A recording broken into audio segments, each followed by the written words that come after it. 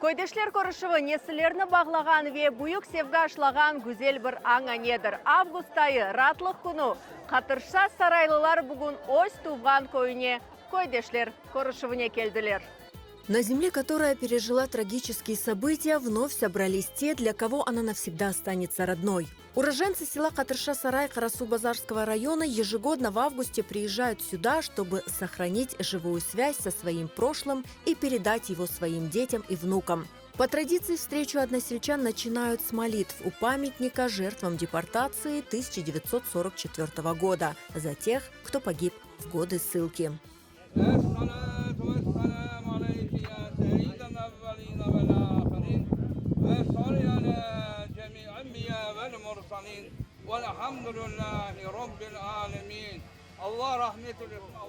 Селяме Сейтаблаеву почти 90 лет. 18 мая 1944 года он был 8-летним ребенком. Несмотря на то, что уже прошло столько лет, ужасы и несправедливость того дня по сей день у него перед глазами. Бізге екі солдат келді, тұрсаттылар, аңлаттылар бізге.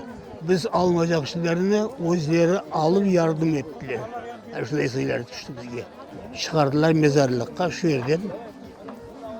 Олла бір несін яқшылық қоңшымыз Рус оланы барады егір деген.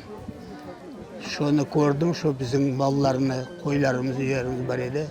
Atlarımızı, şularını kelip şunu hatırlayıp kaldım. Toplap, beşiklenip özüne. Даже bir eşkin ulaqını soygan edi, koylar, onun bir tanesi kayda kattığınızı soragan edi. Şundan bir tane yetişmeyi eşkiden dep soragan edi bir tanesi. До депортации в Катырша-Сарай проживали преимущественно крымские татары. Они отличались своим трудолюбием, гостеприимством и душевностью.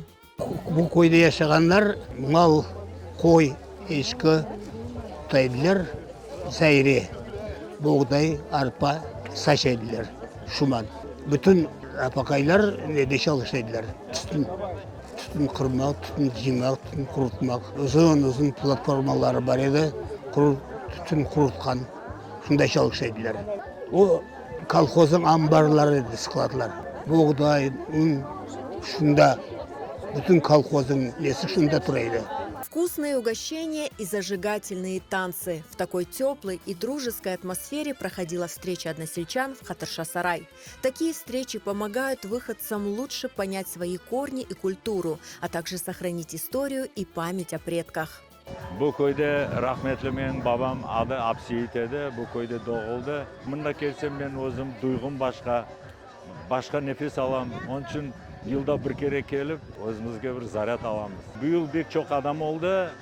Bu kadarlığın ası kütmegen edik. Onun için yıldan yıl evet çoklaşmak gerek. Çünkü torunlar, ballar hepsi görüp kelip baba dedelerimiz mekanını görmek gerekler. Olanı aşlama isteyimiz işte. В Катырша-Сарай родился наш Карбабашка. Вот. С самого детства до 6 лет он прожил здесь. Рассказывал про школу, как они учились, как, будучи с братьями, делали всякие плохие поступки, ну, детские какие-то вещи. Вот. Рассказывал, как на заднем фоне у нас наблюдается лес. Рассказывал, как они там гуляли. Вспоминает различных людей, соседей, друзей, которые когда-то вот в этот период жизни как-то прожили с ним, какая-то история забавная была. Я, когда приезжаю сюда, ну, во-первых, я горжусь Карбабашкой, потому что он прожил такую жизнь, он вернулся, бросив все свои достижения в Узбекистане, он вернулся сюда, привез с собой детей, и мы уже родились на родной земле, будучи его внуками. И меня наполняет гордость за это. Қуанып, даже ұстап алмаймын айтмаға. Но балаларымызға, несіл балаларымызға бұл ашламақ керекміз біз бара-бара. Ел-елдан, конечно, қартларымыз азая. Но біз істейміз, чтоб әрдайым мұндан да çox адамлар топлашсынлар. Катырша-Сарай көйінде менің рахметлі бабам Зеври Вапов doğuldu. Babam pek çok айтайды өзінің көйін. Kaç yıldan beri tırışamız bu köydeşler kuruşunu kemege. Енді бабам olмаған соң епсі туған ұруларымыз, көйдешлеріме топлашып, балаларынан, торынларынан пек қуанып келеміз мында. Алла саулық берсін, еркезге кегенлеріне вақыт тапып, үшлерін қалдырып, бұл енді көрушуын топлаған, әзірлеген адамларға пек çok сақ олсынлар, Алла саулықтарын берсін.